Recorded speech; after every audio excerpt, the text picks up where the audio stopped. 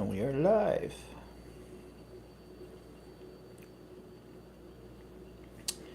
And we are on the air. And there's some people here. Give them some time to tune in. She don't wear this shirt, makes me look fat. What, you have one that makes you look skinny? I've not seen No. that one. Ah. Hello, whoever's here. Apparently there are 7 of us. 8 of us now. Okay, hello, say hello. Hello. Whoever's here. Shy bunch. Oh, there's Bonbon. Hello, Bonbon. Hello, Bumble. Anita, you made it. And Andy's here. Hi, Andy. Hi, Andy. Anita. Bonbon. And Jenny's here. Hello, Jenny. Roberta's here. Hi, Roberta. Just giving a few seconds to see who else is coming in. I'm still curious about the ones that never say anything, that don't enter chat. Because when we get off the air live, it's just like there's been 70 or 80 people there. So where are all of them? Why don't other people want to speak up? I mean, we don't bite unless you want us to, but you don't have to lurk either. You can say just hello. That's always nice. You don't They have don't want us to know. I guess not. Secrets in there. Momo says, looks yummy. What you munching on? Chips? Nope. No, they're... It's pita points and tzatziki, hummus, baba ganoush. And today we're not having our usual cocktails. We decided we'd go with beer. I'm having Guinness, and you're having what? A Kilkenny? No, I'm having a flat Guinness. Oh yeah, the one you opened and explode. I normally was going to drink Kilkenny, which will be my next one. But the Guinness, when I open the Guinness, it has a little widget in it that's supposed to put the bubbles in it. Hi, Teresa. And mine didn't, the one can didn't work. But it still tastes okay. It's just not as fizzy as it normally is. He'll drink warm flat beer. It doesn't matter. Guinness was traditionally supposed to be served warm, and I never had it for years because he always told me. I never liked it. Oh, I used to not yeah, like well, it. if Walter doesn't like something, nobody else has it. But he told me, because I'm not a fine connoisseur of beer, as Walter is, he said, oh, you won't like it. It's bitter. And then I don't know where it was. I had it one place. And At Seamus and Nicole's wedding. was that when I had it Yeah. the first time? Oh. They had it. They were Seamus is Irish. Yeah. They had a keg of Guinness. Oh, that's right. They had that big keg of Guinness. Yeah. Actually, that night's the only night that I actually liked it. Oh. For the first few times I had a Guinness, I never liked it. So it's an acquired taste. Hi, Mel. Nice to see you.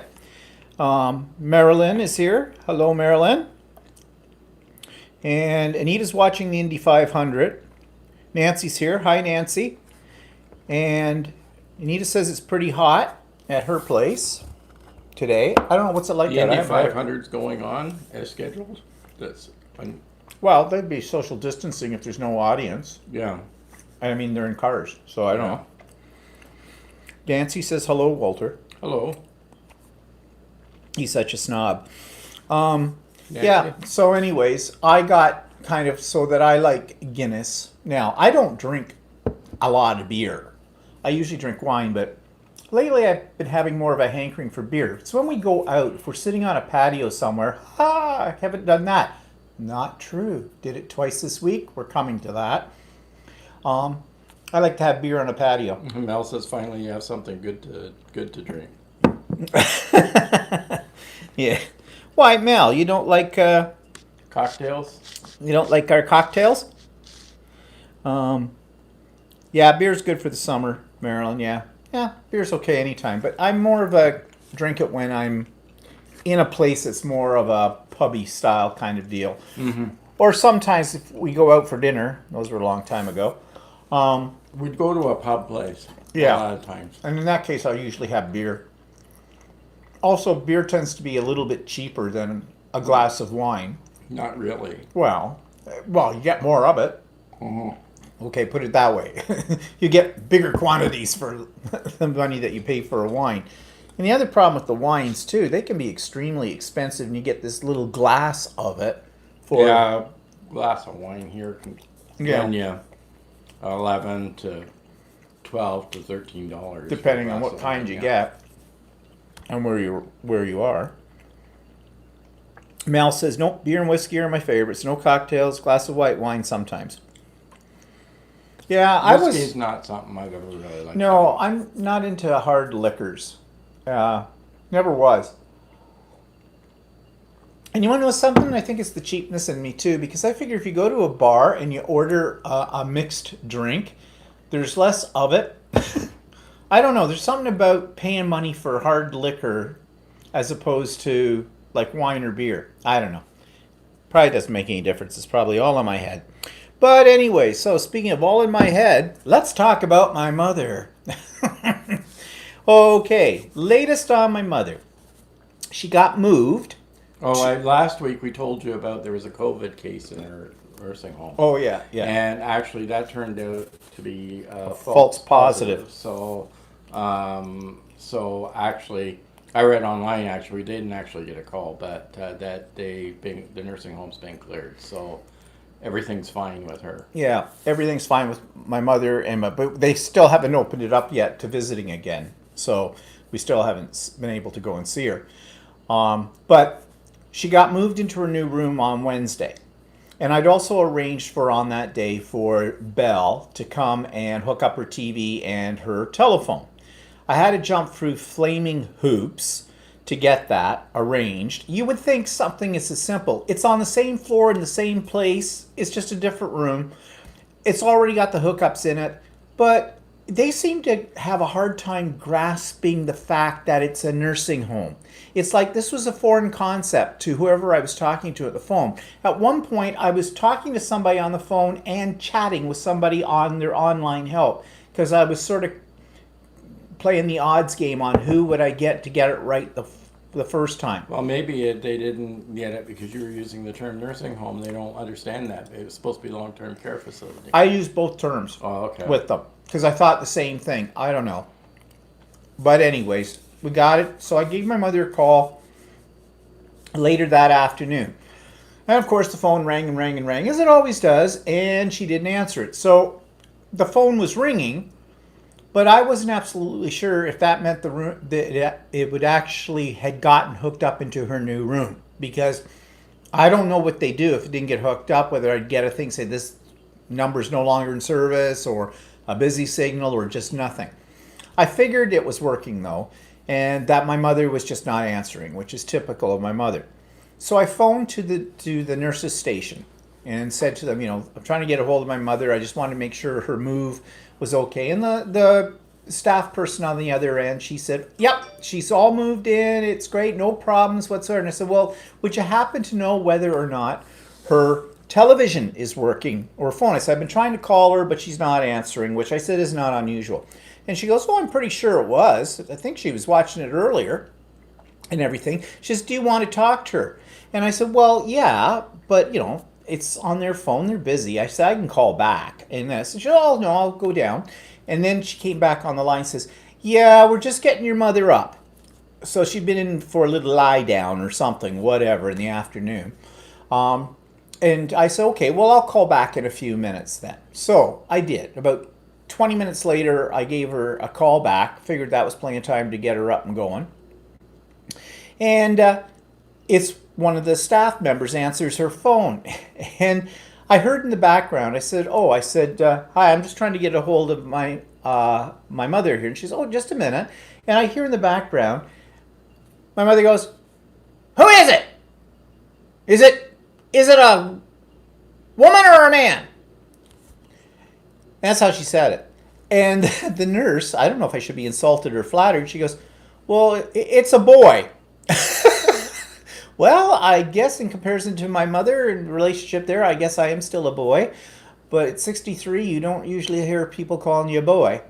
But anyways, so my mother's trying to figure out before she answered the phone whether it was my sister or me. Like, say hello, mother, you'll know.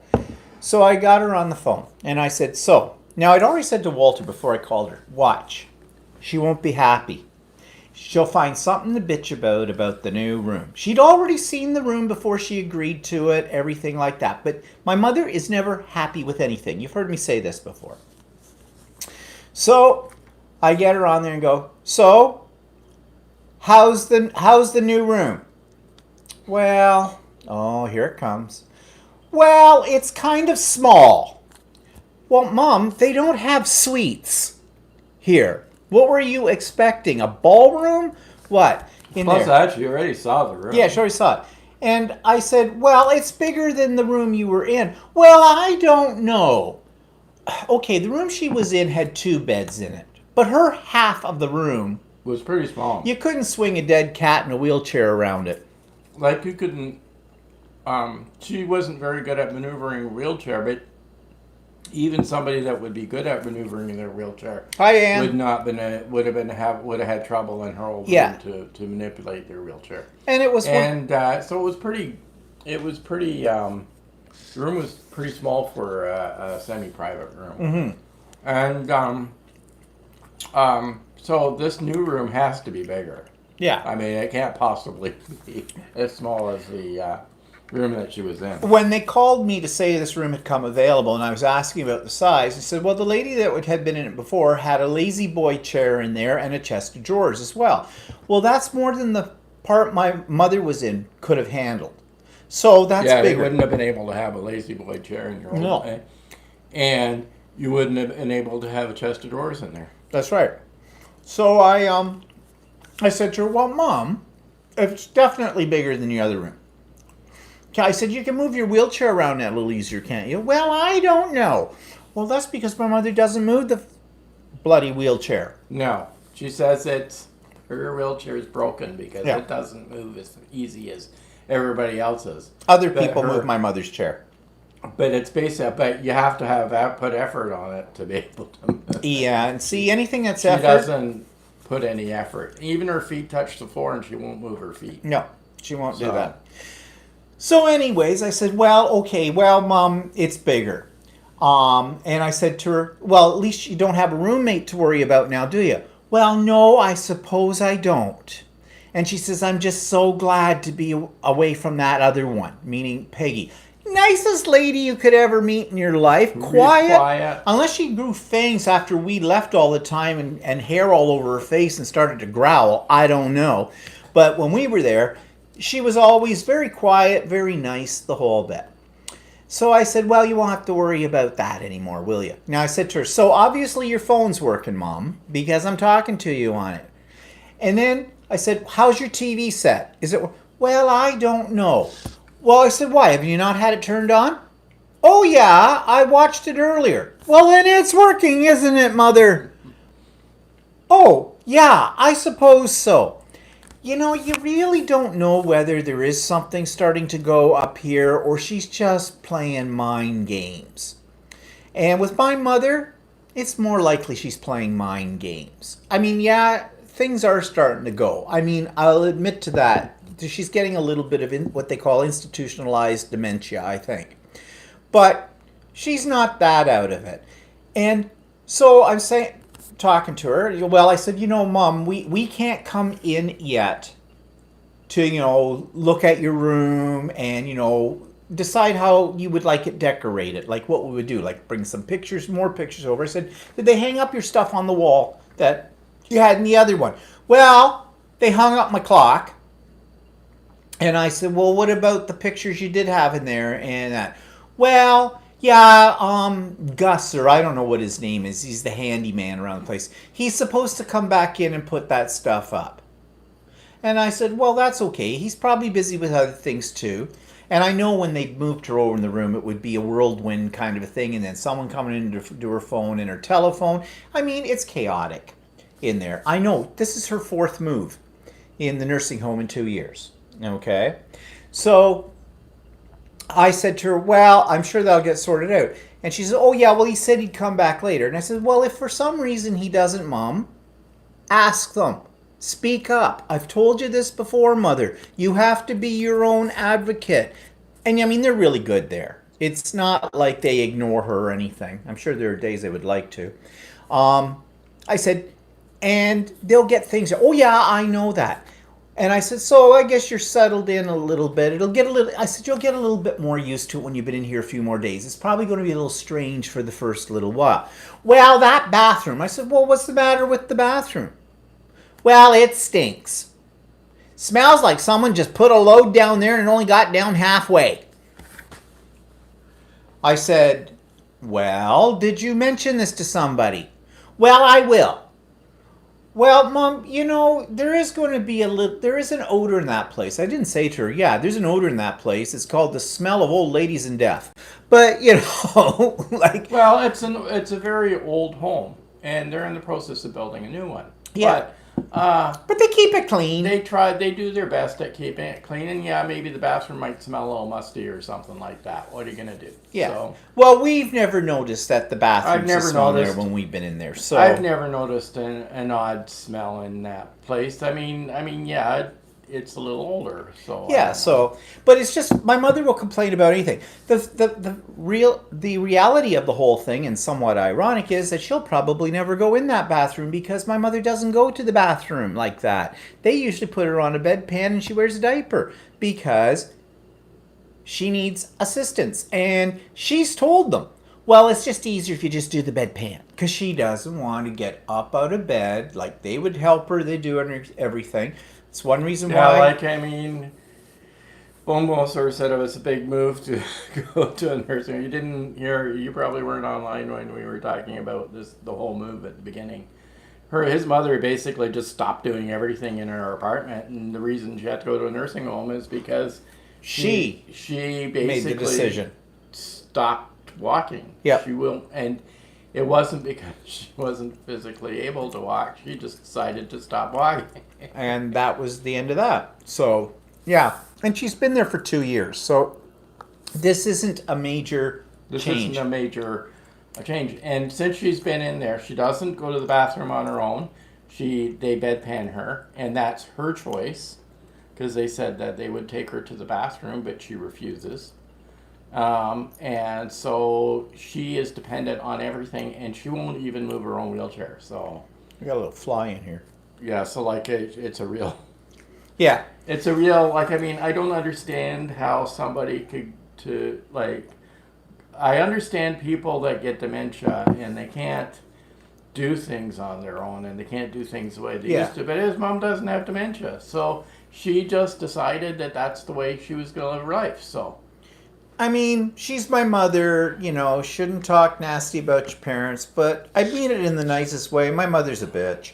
So, I mean, in fact, I'm sure that when we're not over there, they've got a sign on her bed for the new help that comes in that says bitch. In fact, she probably didn't really want to go to the nursing home, and she wanted to go to a retirement home, but the problem is, in the retirement home, you need to be able to walk. And you need to be able to walk. They don't do anything for you in the retirement homes except charge you money. And she won't do any of that.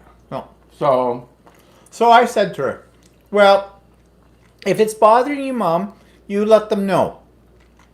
I don't think there's any problem with it.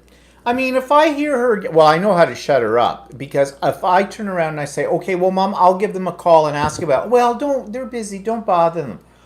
Mm-hmm. Yeah, or... the other alternative is she hates it so much you can move back into a separate private. Well, you can't just switch to another private room. Like, you don't have a choice. You have a... Well, they're all the same, with the exception that some of them have a washroom, some of them don't. In fact, they offered her a room. I told you this last week. I mentioned this. They phoned me to offer another private room before this one came up, and it didn't have a washroom. So I turned it down. I turned it down because I thought, well...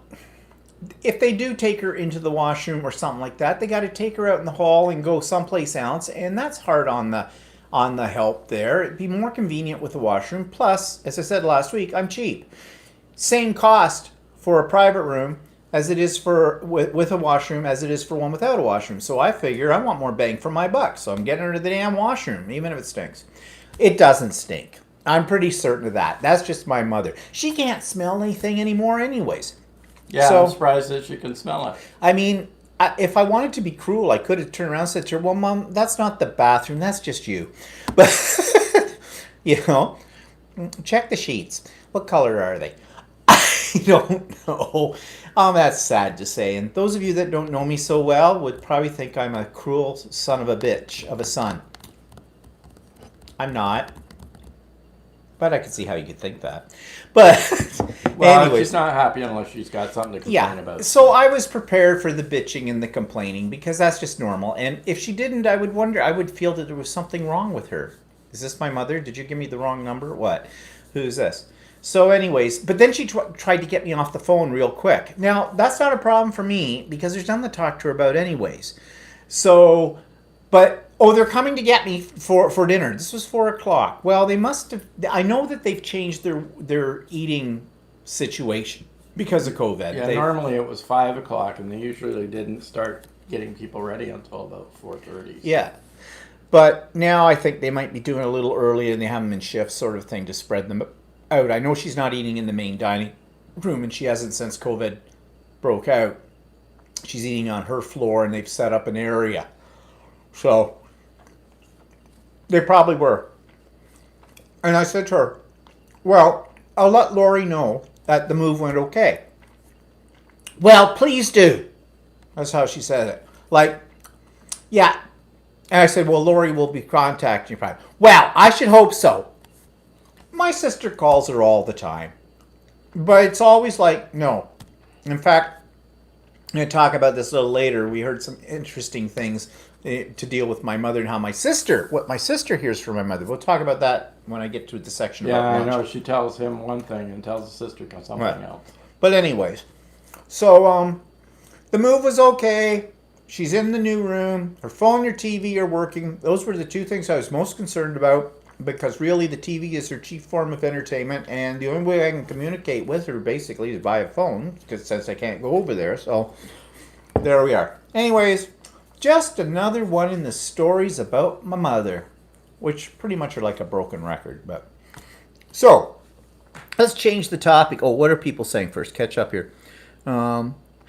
Anita said, yes, those rooms can be tight with 2 people and then plus all their equipment. Yes, that's right. Bonbon says, we have to give them a break from a house being independent to having to live in a room. And I and many people say the same thing about parents. I'm not looking forward to it. No, there is nothing to look forward to with it. And would I be happy in that situation? No.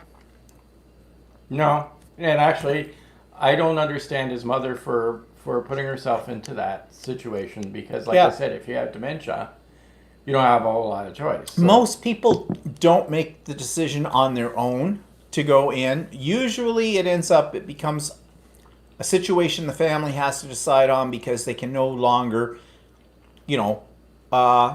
meet the needs of the person anymore. They need full-time care and that kind of stuff. And a lot of times it has to do with like their mental capacity. Yeah. But his mother didn't really have that other than the fact that she decided not to do stuff. But anyways, that's such as it is. Anita says, this is so familiar from working as a nurse in long-term care for years and dealing with my own family too. Right? You have to be certain levels, right? You have to be at certain levels of care. From what I saw, it is attitude that makes a big difference. Yeah. Mm-hmm. I mean, sure. It's not a nice environment in terms of, your whole lifestyle has been changed drastically.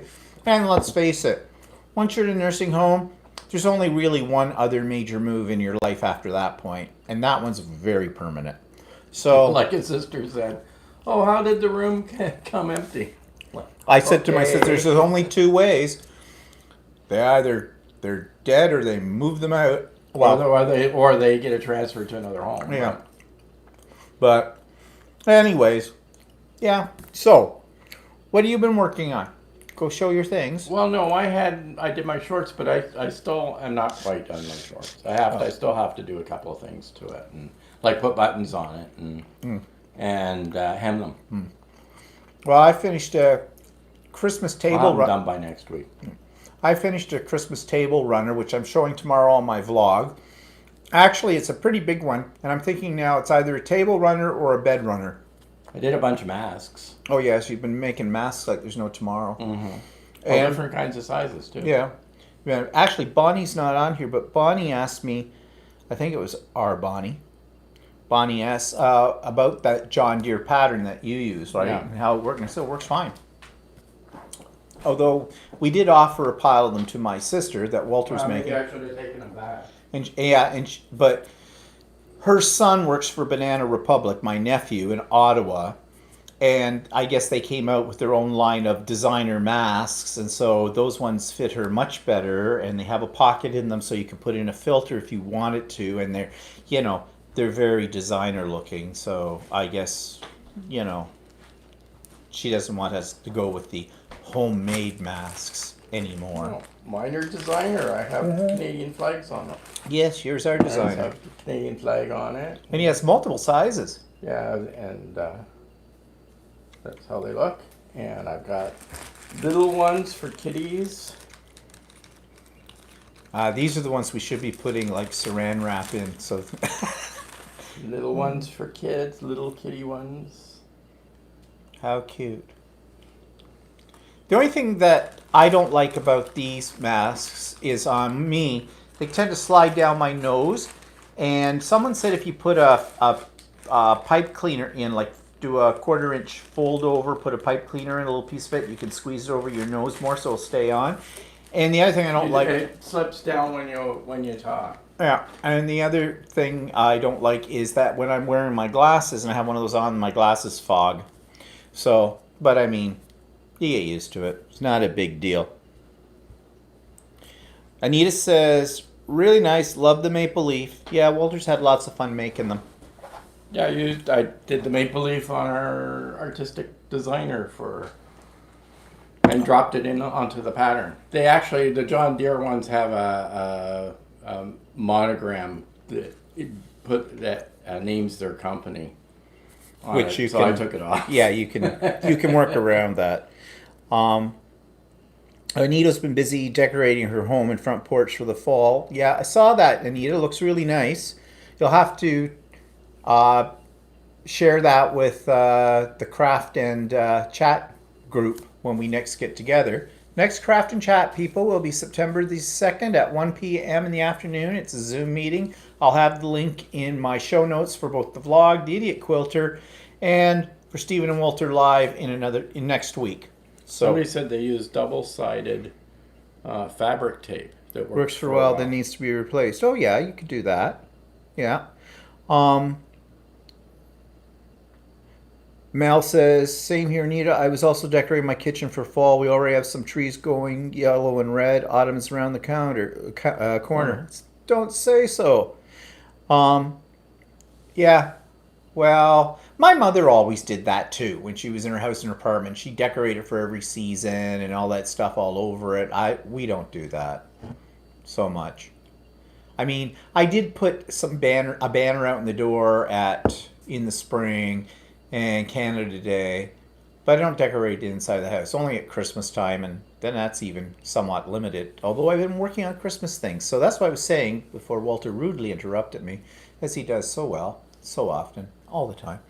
I made this table runner, which is really large, so I think it's more of a bed runner kind of a thing, and I'm showing that tomorrow. And I've been working on some Christmas placemats in traditional Christmas colors of blue and silver and white. And I've been busy cooking. I haven't got to that part yet. Okay. Jeez. Well, let's talk about it now, because it's what Walter's working on. So Walter he's been doing his homemade pasta thing. So last week we had bolognese with his pappardelle. Why can't I say that? Pappardelle noodles, which are extra wide noodles. They're like fettuccine noodles, yeah, only they're but, a lot wider. Well, they're a lot wider than fettuccine noodles. Of course, in the video that I put up last week, you can hear Walter say, yeah, they're 3.5 inches or 3.25 inches. I went, those are... No, they're 3/4 of an Those inch. are lasagna noodles. But he meant 3/4 of an inch. He stands corrected. Or 3/4 if you're 3/4. Yeah, why is it that Americans always say 1/4 and 3/4?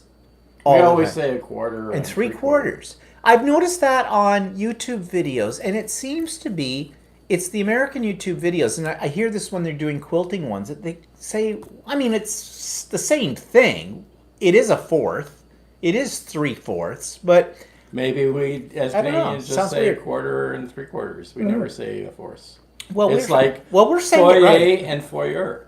We don't say, I guess we say foyer, and Americans and people that live out Western Canada say foyer. And the British will say foyer, too, but we say foyer, but that's because of the French influence in our country, I think. That's why we say foyer.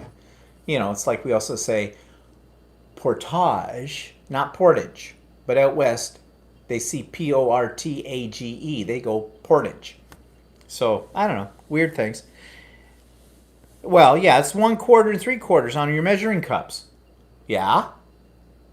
So I just said what we would say. It's on our measuring cups too, but we don't say it's 1/4 of a cup or 3/4 of a cup. We say a quarter cup or 3/4 of a cup. I don't know. It's just one of those little weird things, kind of a deal. It's just that we noticed on YouTube videos, it seems like mostly the American videos, almost always say 1/4 or 3/4.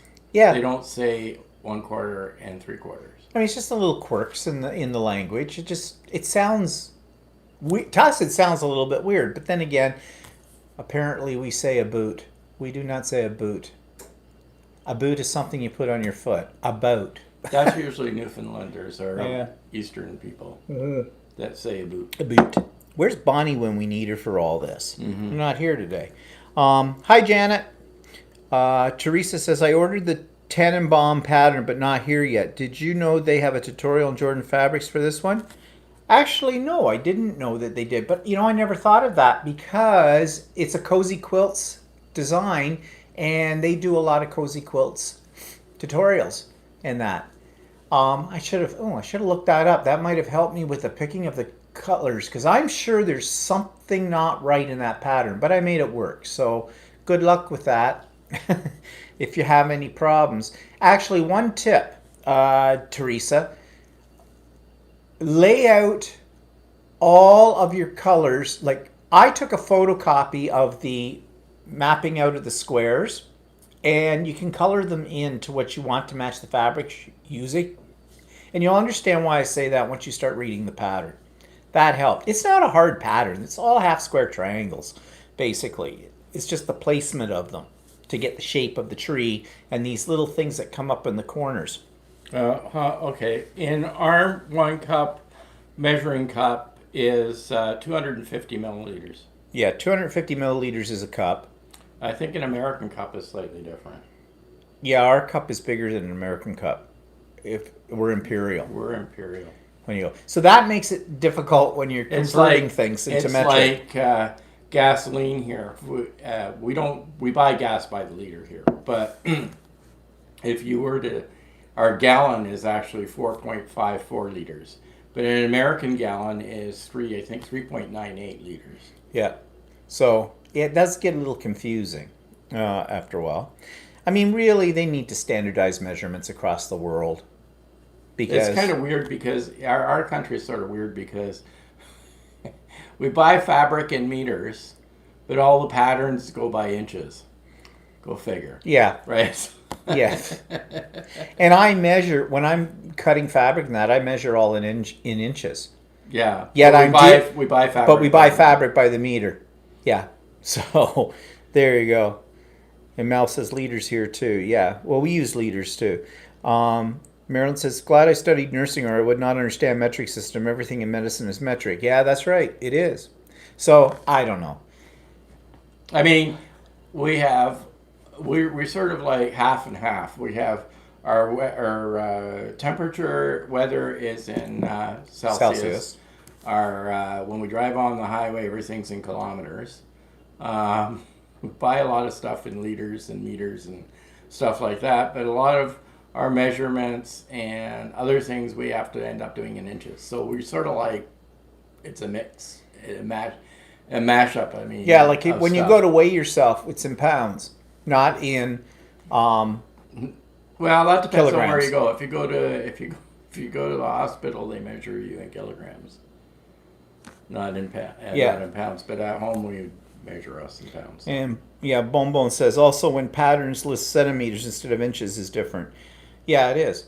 But every pattern I buy are all in linear, in imperial. Like if you buy clothes, our clothes are not metric. That's they're right. In inches, so yeah. And sizes. Well, we are metric though in time. We only have a 10-hour day. Yeah. So we go by tens. We don't have that 11 and 12 like you have in, Yeah, right. Yeah. 24-hour day. There are some people that would believe that. Yeah, probably. Nobody on here, but, But anyways, what were we talking about? So we're talking about what Walter's working on. So cooking. So he made this bolognese with the funny noodles I can't pronounce. And yesterday he made cannelloni. And I'm talking fresh pasta cannelloni. And actually it's vegetarian because it's spinach and ricotta that he stuffed it with. It's quite good, quite tasty. I see a spider web. Made, some fresh bread with that. And then this afternoon I made a peach pie. Yes. So I've been busy. And that pie is one of my favorite food groups. So, yes, it is good, Anita. Okay. I see. And I make my own pastries. Do you see the spider web over there on your chair to the table? That, yeah. We're having a little problem with spiders. Anybody else having a problem with spiders? Everywhere I look, there's a spider, and they're not little. These are killer spiders, like big suckers. And they can swim. Because I picked up one this morning in the bathroom downstairs, and I threw him in the toilet, but I didn't flush it. And guess what? I came back, and there he was, swimming. So he had a death by sea. Burial by sea. I don't know where the other end is. So. Probably attached to the spider. Who knows? I don't know what's with all these. I looked them up today on the internet to see, why are we getting, we do live in a wooded area. So, yeah, and spiders in the house are not unusual. But, geez, we've had, in the last couple of days, I think I've killed about 6. And so I read this thing on the internet, and it says that actually spiders in your house are not a bad thing. They generally speaking, they will not harm humans, and they stay away from humans. Worried about spider bites or something like that. But they kill all kinds of things that also are in your house that you may not be able to see in there as well. And I thought, so does that mean because I'm seeing a lot more spiders in our house, we've got a lot more of something else in here? And according to the internet, it says no, not necessarily. But they also said that male spiders, apparently, you don't usually see them as often, but they come out to mate. And they usually come out into October and the early part of November. Well, I don't know. I think we've got hornier spiders in because they're coming out earlier. So, and then there's old wives' tales that they say if you're a house that's not kept well, is dirty or cluttered in that, will have spiders and that. And they said, no, not really. They say if your house has really got a lot of stuff piled up somewhere, the spiders like to hide, so they might go there. But, so I guess it's just one of those things. Maybe because it's been so hot this year or something, they're coming in for the air conditioning. I don't know. Well, when they start banging on your fridge looking for a beer, we'll know there's a problem. Let's see. We'll put yours in when you finish yours. I am finished. Oh. Chug. What is it? Jeannie says, no, wait, back up. Anita says it's time for spiders to start coming inside. Mel says, do you have toxic spiders in Canada? Yeah. We do, but it depends on what you mean by toxic. Actually, I also read that most spiders actually do have a certain amount of venom, but it's not enough to really kill a human being. In fact, it's not. You'd have to have. We have black widows. Yeah, we have 32 or 33 different kinds of black widows in southern Ontario alone. And how do we know that? Well, we went to a famous museum in Toronto many years ago. It's still there, the ROM, Royal Ontario Museum. And they were having a special display on arachnas. And that's what they said in there, that there was this many different kinds. And in our old house many years ago, we had a hot tub there as well. But it was more outside. I guess they like moist areas. Yeah. And we saw this one night. We're sitting in the hot tub, and he came down, and I said, whoa, that's kind of a weird-looking spider. And we looked them up, and yeah, it was a form of a black widow, but you would need 100 of them on your body all biting you at the same time in order to make you Yeah, we don't have sick. anything that's lethal that'll kill us right away. No, it's not Australia. No, so... But anyways, yeah, we've got those. And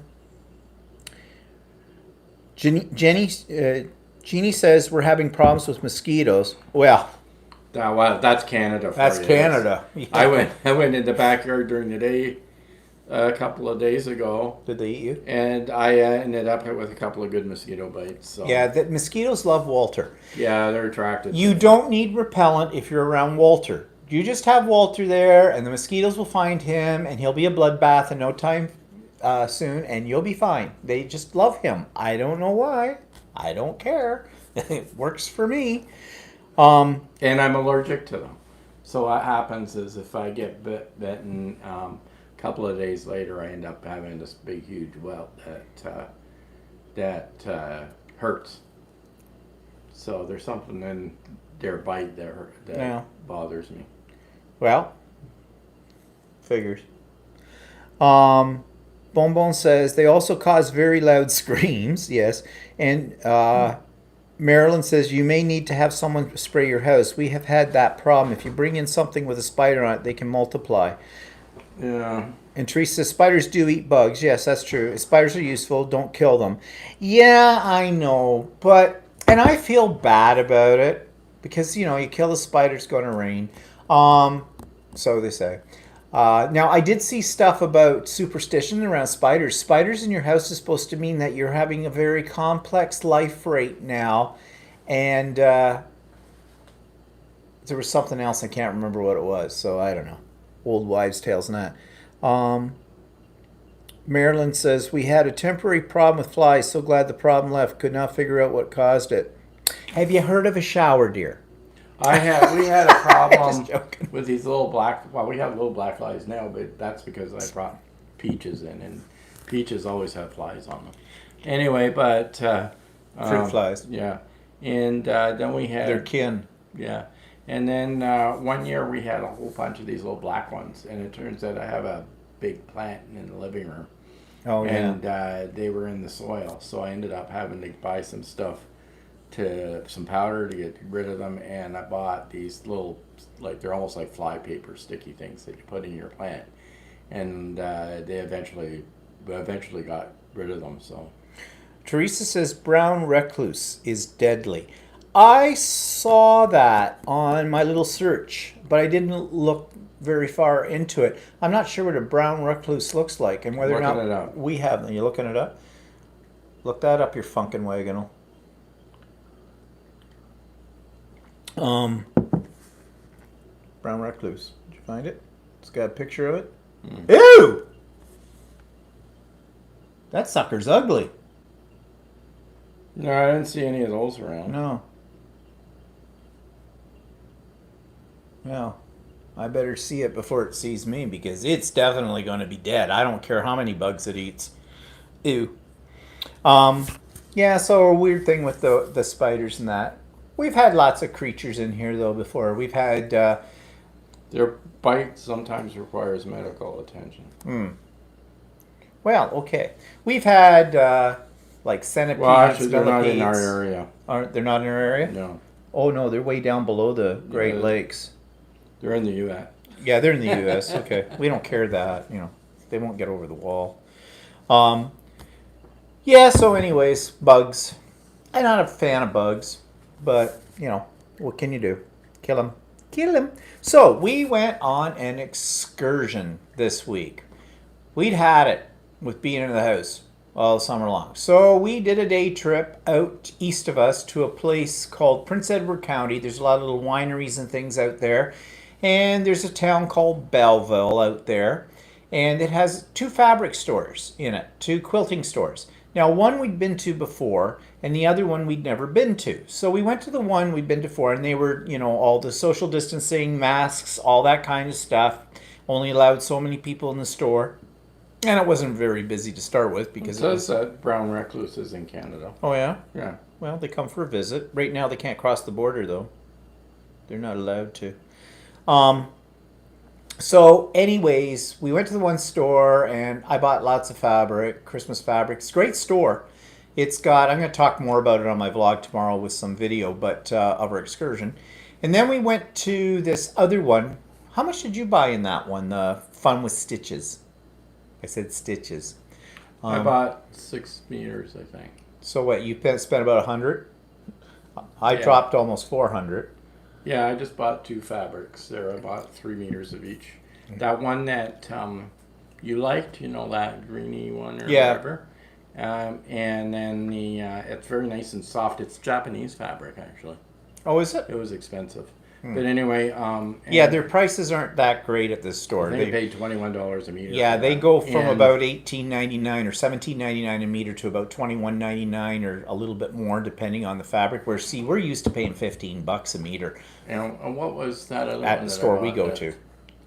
Well, I bought that really bright batik. Remember? Oh yeah. And then we went to this other store, right? Mm-hmm.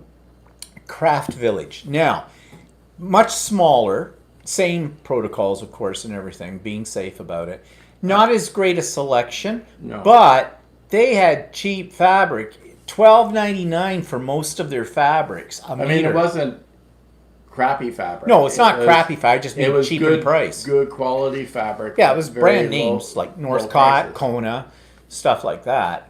In fact, I stocked up on some of the Northcott ones that I buy, like red, blue, yellow, gray, green. Like they're basically blenders. Plus, our current our store that we normally go to has some have been having some problems with supply. Yeah, they were low on there's I usually like getting a black fabric because I like to embroider on it, and it's a black what's that stuff like? It's mottled color, kind of a mottled from Northcott that I like.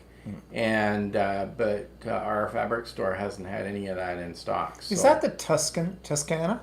No, it's the one that looks like canvas. It's called canvas. That's what it's called. Canvas. Yeah, that's what I like those ones for backing and things like that. It has a canvas print on it. I'm not sure, but they come in all the different colors of the rainbow. But they also come in black, and I like that. As I like to embroider on it and stuff like that. It's good quality fabric because it comes from a Canadian manufacturer, Northcott, to start with.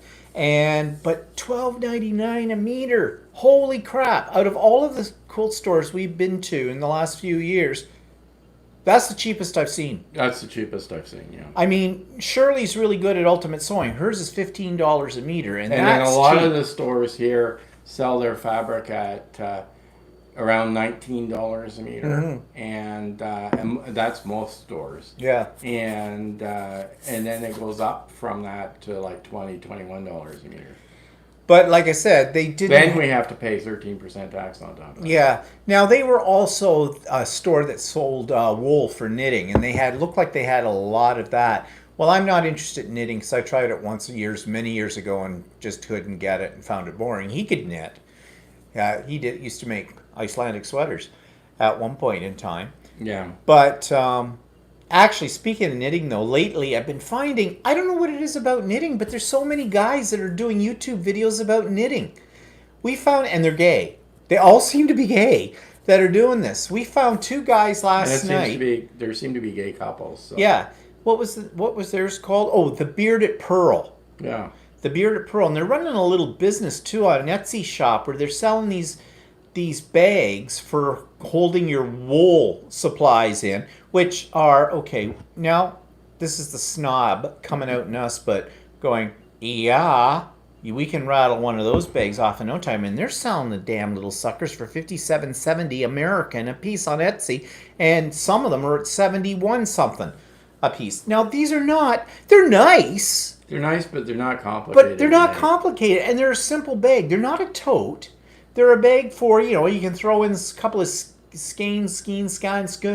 balls of wool in them, and some knitting needles, and a pattern. They have a zipper on the top. They're basically a large pouch. Just a loop for a handle. A handle on it. It's not really a fancy tote bag or anything. I mean, they're nice looking. They look like they're well constructed. They're lined inside and everything like that. But you can rattle off a bag like that in an hour or something. I mean, Walter's bags have embroidery on them and the whole bit. And if they're getting $57.50 for it, you can get $570.50 for it. But I mean, okay, I got to give them credit that they're making. I'm not sure if they have jobs. I think they maybe just do that. Well, they just don't do bags. They do all kinds of knitting too. But and it sounds like they knit for a company or something that when they come out with new wool colors or whatever, they get them and they make sample pieces. Do samples. Like actually, Brendan, the guy that I take the classes from, he's doing some. Hi, Dana. Hi, Roberta.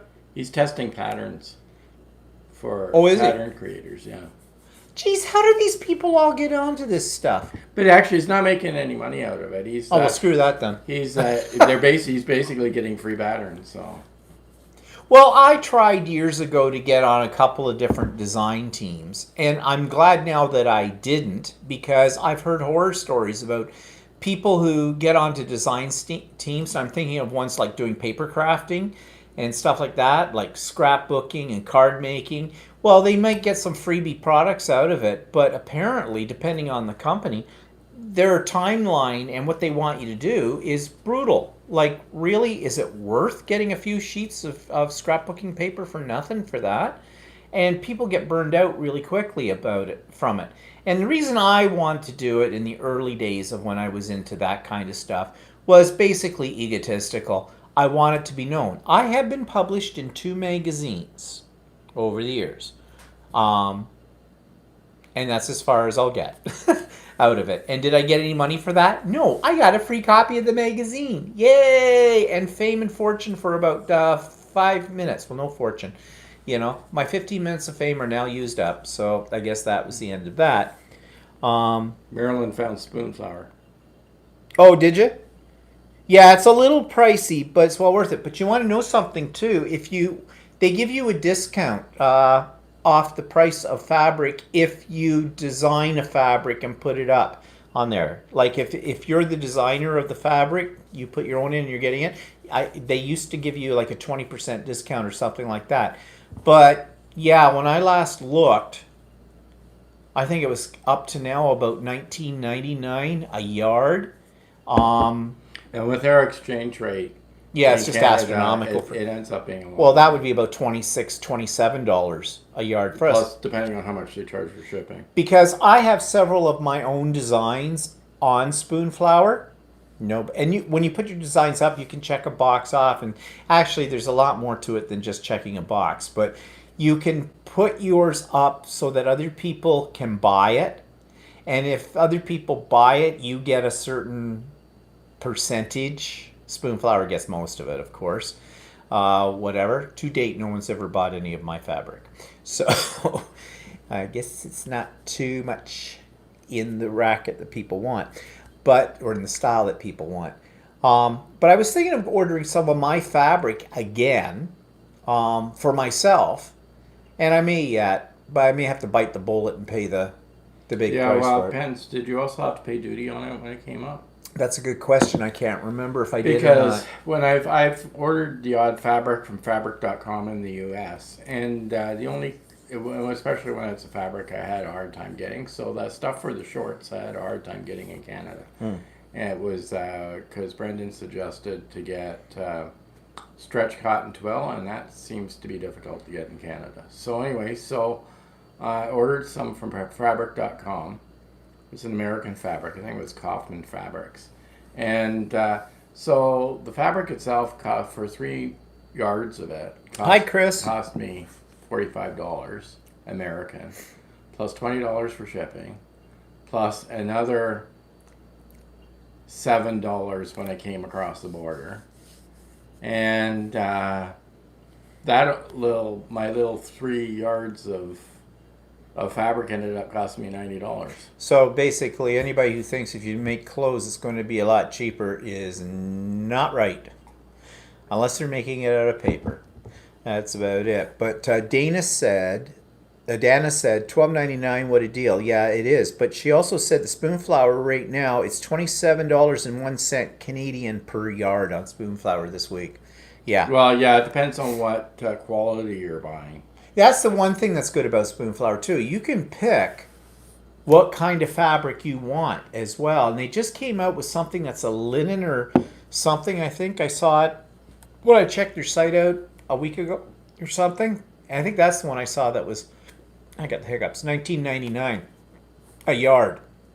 But it is, the fabric they printed on is good quality fabric. It's, if you want something unique, if you've got something you want to design or whatever from it, you can use their software online to, do the repeats and everything like that. And, for something like that, that's a premium because, it's a small lot. You can get fat quarters in your fabric in that too. Yeah, they do have some very interesting and unique fabric that you can get from them that you can't get anywhere else, especially since a lot of these are prints that people have submitted. Right, so you can get some dirty prints. Yeah, you can. Actually, the friend of ours bought some. Actually, it was very. It colorful. Has penises on it. Yeah, it was very colorful, and it was like all the penises were all arranged together. It was very pretty. It was pretty. It was all in rainbow colors, and in fact, it looked really nice. In fact, when you first just look at it, you just see the colors in that, and then you. Is that a? It is. Were they circumcised or not? I didn't know. They had both. Oh, okay. Something for everyone then. So, okay, if you want to make something for somebody that was a novelty idea, and they have COVID fabric. Well, he bought the fabric and made a shirt for a friend of ours, or not somebody that we know. They're not really friends. But anyway, somebody that we know as a joke. Right, So, Dana, what is Tequanda themed fabric? She's looking for that. Tequanda sounds different. Actually, I went on there one time and was looking for Art Deco fabric, and they have a lot of selection of that too. Art Deco prints, because I like Taekwondo. Oh, you mean the Taekwondo, whatever thing. Well, that's what you're talking about. Okay. I also went on there, and I was looking also for. I like retro style prints. So, and it's hard to find that in a regular fabric store, but on Spoonflower, they have a lot of selection if you want it. So. Yeah. So, but like I said, if you want to design your own, and it's pretty easy to do, then, that might be a route to go. For something, I would say, it's not... like if you have a design, let's say, you draw your own design or something like that, and it's special to you, if you can repeat it in a pattern or whatever, or have them repeat it. Or if you want to put a picture on fabric. Yeah. You can do that too. So, there are other ways to put pictures on fabric, but in some cases, it's a big pain in the butt if you want to repeat it pattern. If you want to put, say you've got a picture of grandma, you want to put on a square of fabric and you want to build something around it, well, you just get some iron-on transfer stuff and do that. But if you wanted something that was more elaborate with a repeated pattern or several pictures in the whole bit, you can design that and you could get, as much of it as you want. And they also do wallpaper and wrapping paper using the same design as well. I've never ordered any of that from them to see what it's like. I've been tempted to do the wrapping paper kind of thing. Again, you could have fun with this. And they don't seem to have any kind of censorship. Well, I'm sure they must have some. They must have some. But they also had vagina fabric too, so... Well, they have dick fabric, so... Yeah, I know. That's what I mean. Well, whatever. They have all different things on there. Everything imaginable. So, Dan, are you still making masks then? She says her local TKD, that's their Taekwondo club, wants masks for a club fundraiser. Oh, and so that's why you're looking for fabric with that on it. Well, okay, I get it. Oh, and Chris says, I've just having a look at Spoonflower. They also do wallpaper. How cool. Yep. If I remember correctly, also Zazzle makes wrapping paper from your own designs. I've never heard of Zazzle. Is that a European company, or? I think there's another place I looked up, but I can't remember the name of it. I ran into it this week that I think it was out in Vancouver that will do printing on fabric as well, but I'm not sure. I don't think they're as big as Spoonflower. Well, I don't remember the name of it. I might have bookmarked it. I'm not sure. Well, one of the things I did buy too at this craft village in Belleville when we went there, the place with the cheap fabric, is I saw they had these cute little trees, Christmas trees made out of fabric, but they were three-dimensional. They stood up, and I said to the lady, "Do you have a pattern for that?" She said, "Oh yeah, they're in there." So I bought the pattern.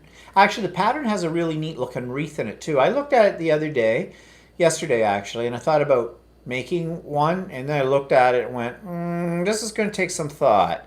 It's not quite as the instructions are one of those little tricky ones. I got to really study them, so I wasn't in the mood to do that yesterday, so I didn't. But I am going to. But they were really quite cute.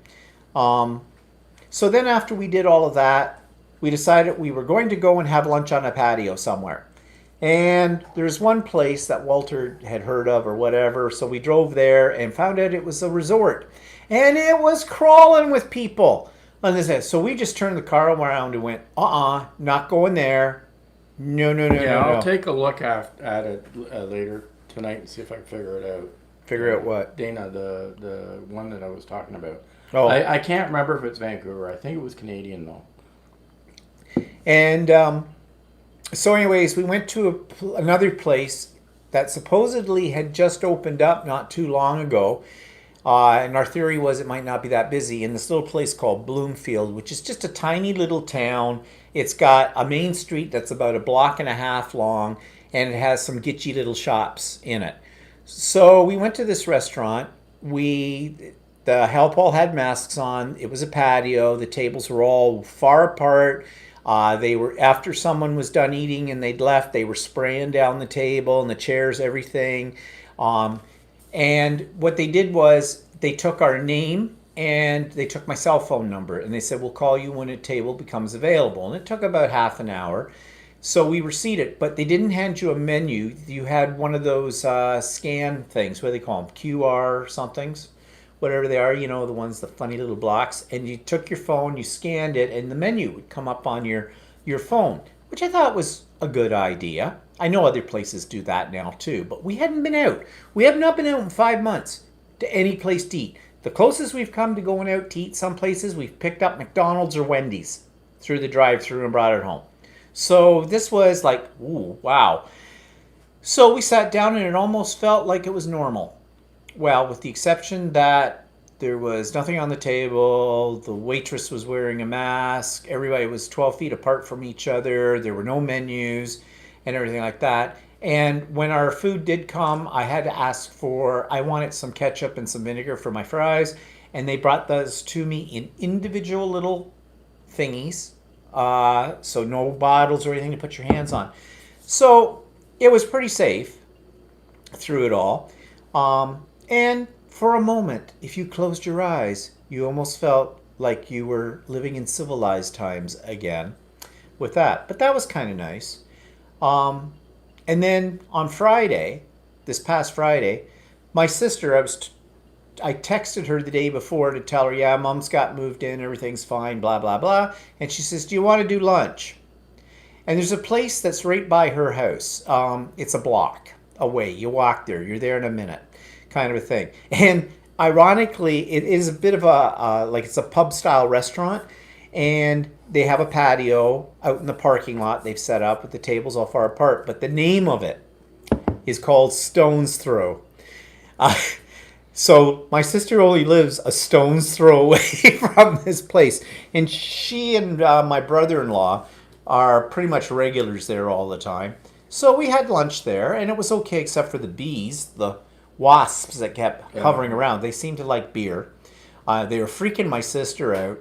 I don't like I don't like them, but they don't freak me out like they did. Not after the last time I got stung. And my big mission in the world is to kill them before they kill me. So last year I got stung a couple of times. Remember? I was up on the ladder when I got stung. Surprised it didn't fall off, but damn, you can't train these bugs to do what they're told to do. So sting the bastard. See, made him fall off the ladder. No, it was part of my plan. Not only that, they stung me twice. You're toughy, aren't you? Little stunger there. Actually, you didn't swell up though. No, actually, it hurt was weird. for about an hour, and then it stopped hurting. So, no sense, no feeling. I mean, in some ways, it was less invasive than a mosquito bite. Yeah. Hi, Nairi. And Teresa. Hello, Teresa. So yeah, I'm just looking here at what everybody's saying. And he said, I know I would love to go out to eat, but I guess it won't be for a while. Love the name Soda. Yeah, okay. So talking about going out when we're on this topic with it all. Yeah, I'd like to do that again, except that we've been saving a whole lot of money not doing that, which I kind of like that. But anyway, so it was nice. Went out twice in 1 week on that. But I'm still paranoid about it. I'm not going to just go willy-nilly out. I hadn't seen my sister in quite, like she dropped over here, her and her husband back a few months ago, and she stood way out at the front of the house, and we talked. But that's also when the pandemic in Canada was a little bit worse than it is now. So, but I think we had 100 and can't remember 100.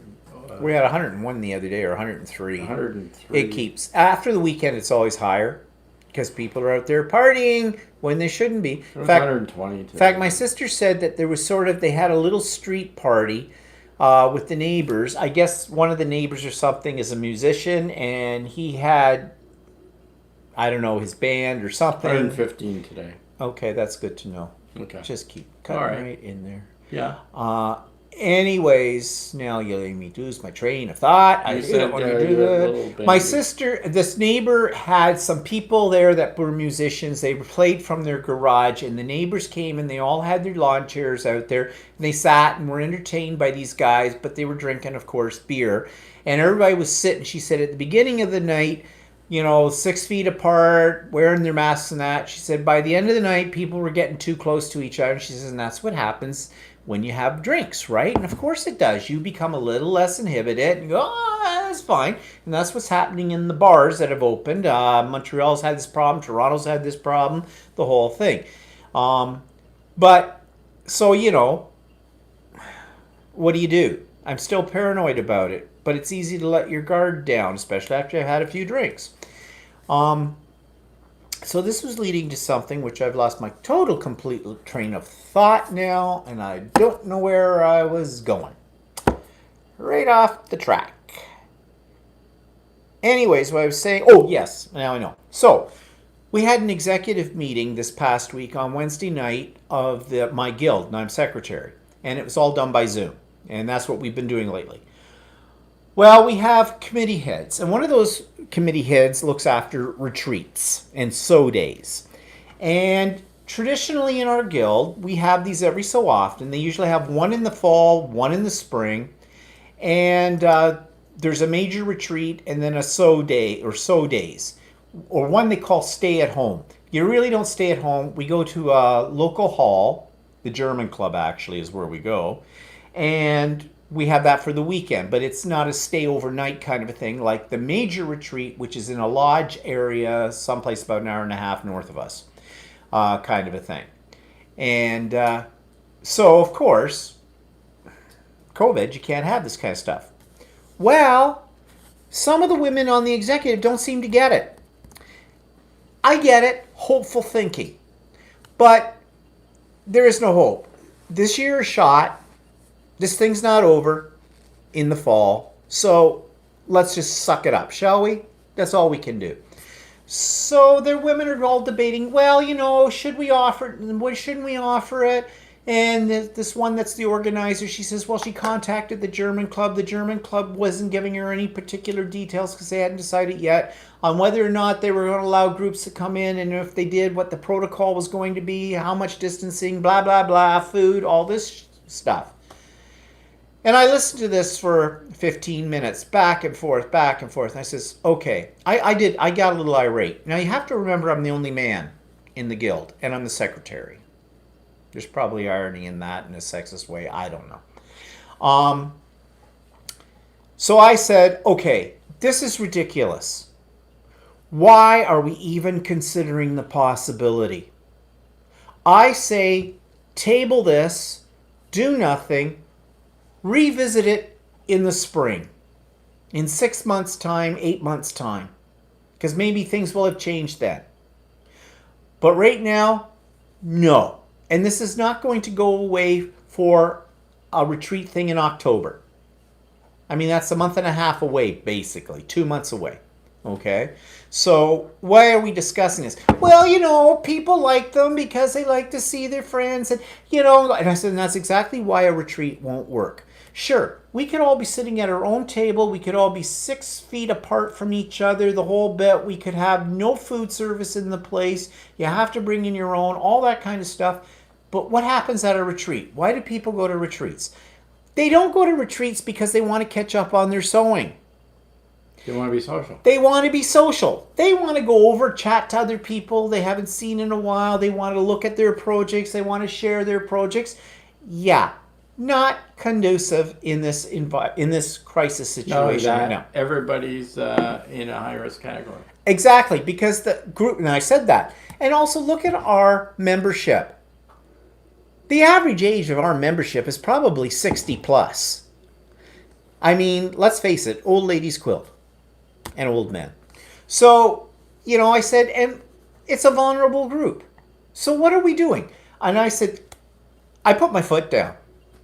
And I was not too kind about it. I said, if you insist upon going through with this and planning this, then I resign from the guild and from being secretary, because I am not going to be part of a group that is putting other people in harm's way. And that's exactly what we are doing.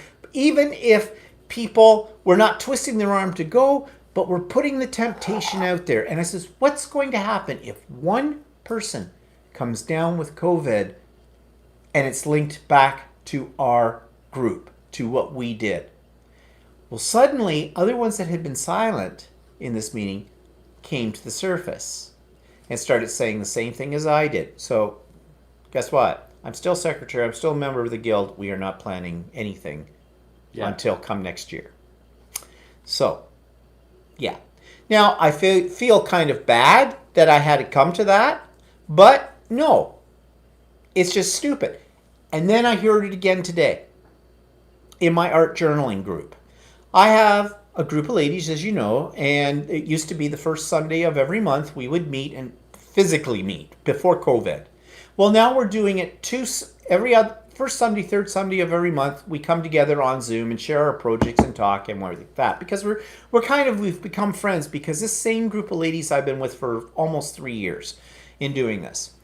One of the ladies was talking about the fact that they had a little family gathering. They practiced social distancing. They wore their masks, but it was outside. They all brought food and did all that. Well, that's all fine and dandy. She thought it might be nice if we did something similar at a park that is close to where our scrapbooking store is, that we're kind of based out of, and did the same thing. And I said, and I felt bad about saying this because her intentions are all good, and the whole bit. And I says, no, I'm not comfortable with doing that. And basically I said the same thing as what I just said a minute ago to the guild. And actually I used that as an example for it. But also this particular park they're talking about is in the center of our city, and it is not a nice park. I mean, at least the clientele that hangs out there. The clientele is yeah, the clientele is not. We have a lot of street people kind of thing, and they do not practice social distancing. And just even if they did practice, even if it wasn't in a COVID time, I still wouldn't be comfortable there in that park doing that kind of thing. And a couple of the other ladies said the same thing. They didn't want to do it. I mean, I felt bad because the lady who brought it up, she had all the best intentions and thought it could be done. But you see, that's the problem. We're getting complacent again. Because we, in our area, we have hardly, I mean, do we have any cases in Durham region? 4. We've had 4? That's up.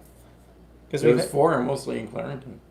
They haven't had any cases. So, you know, relatively, like, low, and so your odds are, but no.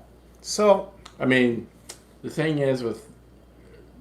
We shouldn't really talk about this disease, but anyway. But the thing is why? That, we can't avoid talking about it. The thing is that you have 4 cases today. Yeah. But those people may have caught it, like, up to 10 days ago. Right? Yeah. So you don't really know how bad it is until 10 days from now. Yeah. Teresa says, I'm not ready to go out yet. I'd rather be able to visit my family bubble without wondering if I'm bringing something to them. Yeah. And Dana said, recently ate at my local Boston Pizza. Excellent experience. And but Dana, you don't have in Regina, as far as I know, you don't really have a lot of cases in Regina. I mean, you probably... Ontario's got a bigger problem. We live next to the epicenter of Canada for this, Toronto. So, you know, it's a totally different ball game out here with it. And I mean, there was, of all places, there was a strip club in Toronto that opened up, and they weren't following social distancing. And one of their dancers... Well, they said one of their staff. They didn't say it was necessarily a dancer. No, okay, one of their staff, I'm assuming it was dancer, but anyway, one of their staff came down with it, and basically, in the meantime... had contact with 550 people. Yeah.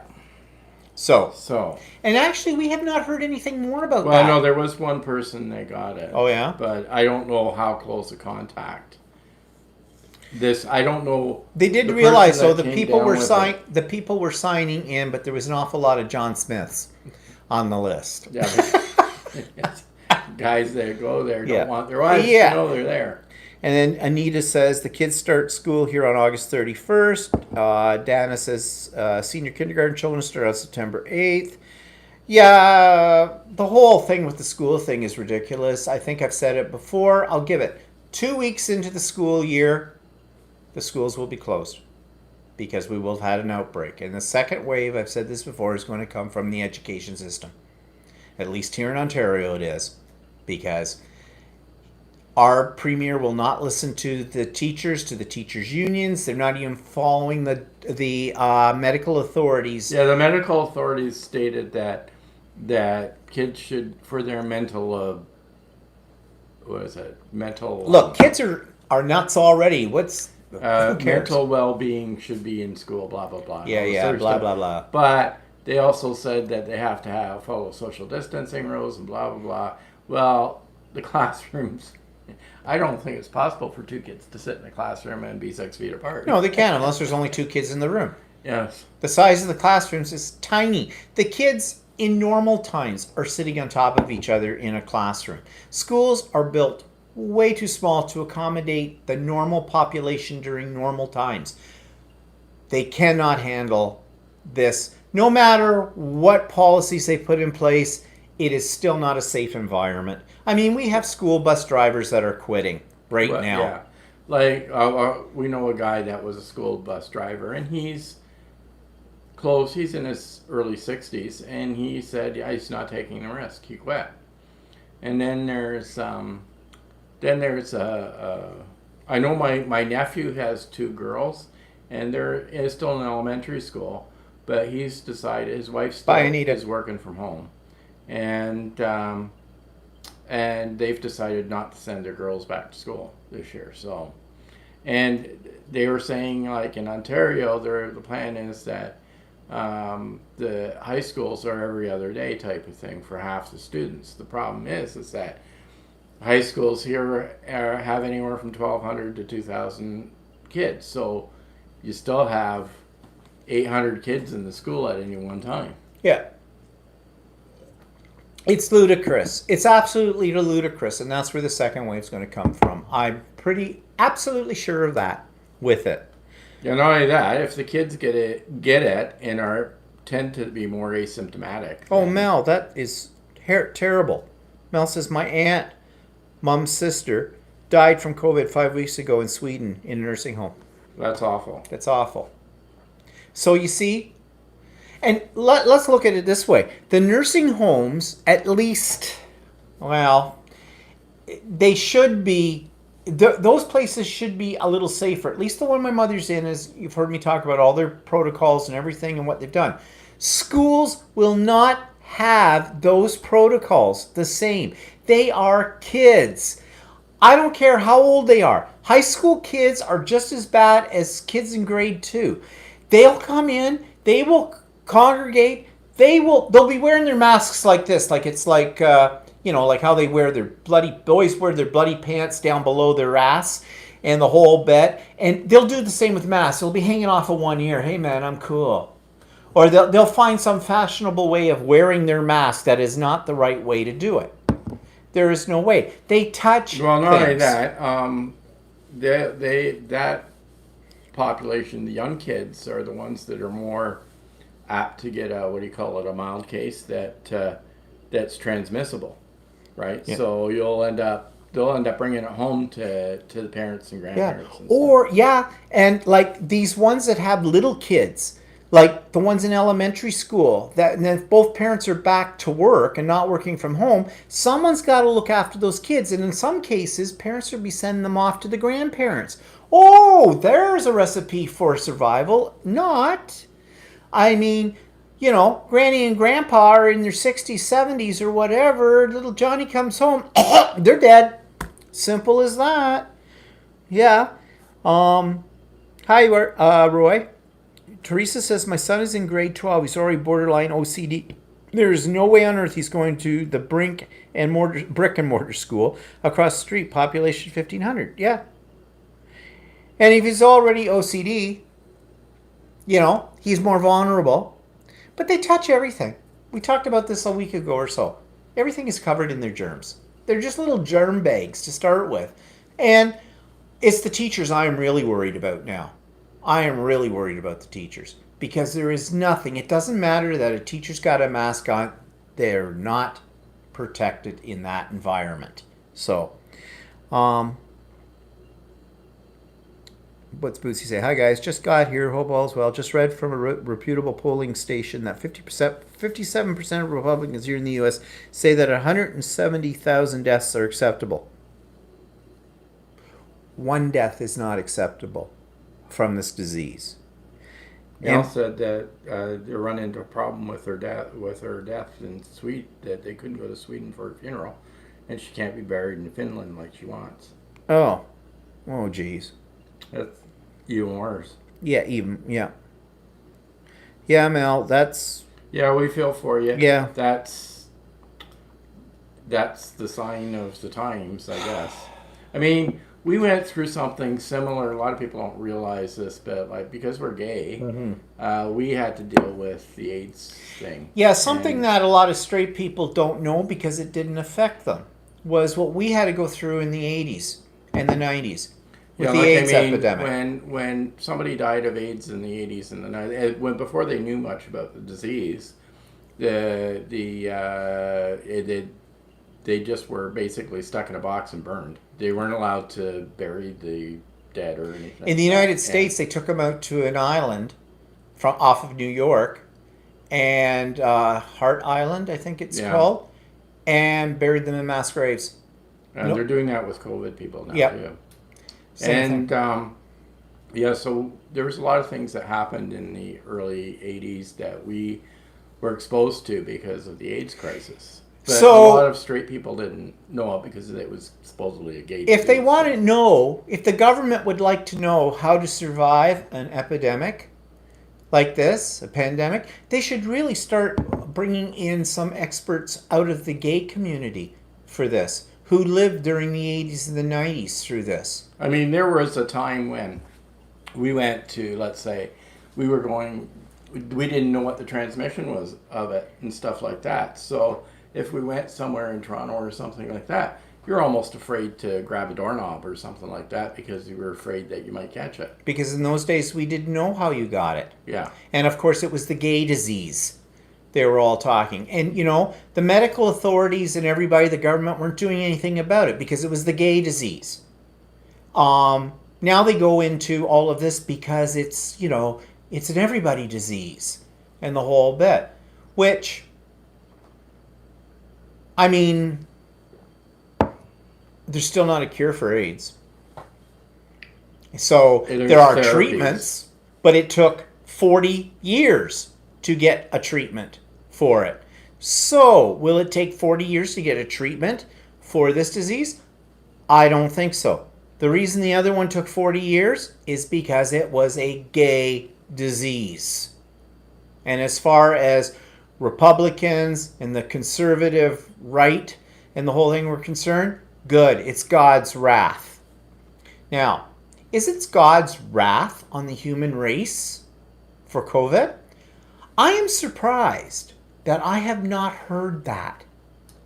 I have not seen, I figured there'd be evangelistic, extremely conservative, religious right person down there going, God, this is the wrath of God because you're a sinner. Come to our church, give us your money, you'll be cured. That kind of thing. I mean, I don't know. That's a whole discussion for itself for another day. But just putting it out there. Yeah, well, go to... And Roy says, Dr. Fauci was our hero then as well. Yeah. Yeah.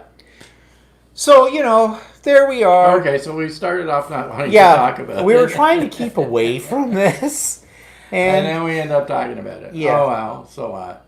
So anyways. I mean, actually, in some ways, it's good for discussion, but we know there's a lot of problems in the world that's happening with that and stuff. So we're coming near the end of our time here, but just one thing. I've posted something new. Well, we'll have it up a little bit later this afternoon. Well, actually, it'll probably be up there now. I was talking about my art journal group. Well, they all agreed that I could record us when we do our art journal meeting and put it up on my YouTube channel. So the first one is going up today. It may not be for everybody. You may not want to sit through it. It's about an hour long. But the one thing why I'm putting it up is because for the crafting community, all these ladies are talking about products they're using, techniques they're trying out, showing their stuff. And I think a lot of people could get some inspiration in terms of craft ideas and on products and things from our discussion. So that's why I'm putting it up. It won't be for everybody, but it's there. It's just another, I think, a valuable resource because who else to gather information that's reliable about crafting supplies than from people who are actually using them? They're not a company. We don't get paid for it. We're not sponsored by it. So there it is. And I always figure you can learn a lot of things from other people. So that's up there. Mel says, it's an awful situation in the U.S. I think you already have over 5.5 million people with COVID. Thinking we have that amount of people in this country, it's easy to imagine people I see would be sick. Yeah, well, we could say a lot about that too, but we're not going to right now because we're coming to the end of our time. And you want to know something? I called this Everything Under the Sun because we didn't have a specific topic to talk about today, and I had a potpourri of topics that just things, general chit chat and that, but I'm saving those for next week because actually it's kind of good if somebody brings up something that we're talking about and elaborates on it, like when we were talking about the spiders. Yeah, I've never heard of a brown recluse. I've never heard of a brown recluse. I looked it up. I thought, see, you learn things from other people. So learn things from other people, and that's the whole thing, isn't it? Like when you go on to a sewing retreat or something like that, or like when you're doing sewing with other people or something, or like I've been doing it on Zoom, you learn things from other people about what to do and what not to do. Yeah. So it's always interesting. And for all those people that have been watching us out there today who seem to be afraid to put their 2 cents in worth, we won't bite. We don't bite unless you want us to. So I always say it's fun. We can't right now go to a sewing class in real. We can go to a Zoom class or something like that. But it used to be that when we went to a class, like a sewing class or an art class of some sort, like when I used to do stained glass and stuff, is you got ideas from other people, and you got other people's viewpoints and everything else, and it's interesting to talk to other people and see other people's viewpoints. Yeah, Mel says this live could always be without any topic, just chatting. Actually, the last few weeks, that's exactly what we've been doing. So let's continue to do that. It looks like, but people don't be afraid to put in your 2 cents and thoughts and ideas and stuff, so that it becomes a topic of conversation for a bit. Like I said, it's a safe space. No one's going to cut your throat because you say something. We may not agree with you on what you're saying, and you may not agree with us, but there's a difference between cutting somebody up and being negative and being constructively critical or having a dialogue, because that's what a dialogue is. Like, everybody has their own viewpoint, and come from a different background. And actually, Nairi just summed it right up. She says, always lovely to chat and hear from everyone. Exactly. And especially since we can't get together. Of course, mind you, we can't get together anyways with the wide geographical diversity of this group. It's also nice to hear from people that live in different countries. Yeah, because you learn something about their point of view and on what they do in their country. Because really, what we know about other countries, we have to depend primarily on media.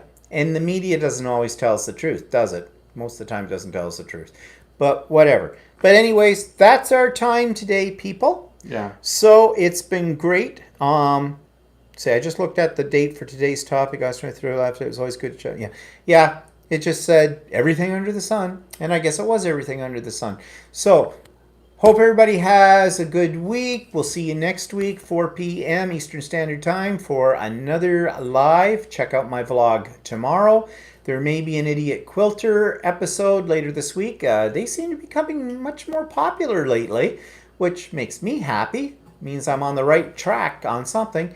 And we'll talk to everybody and see everybody bye, Andy. Next week. So, bye, everybody. Have a good one. Say goodbye, Walter. Goodbye, Walter. I always say that.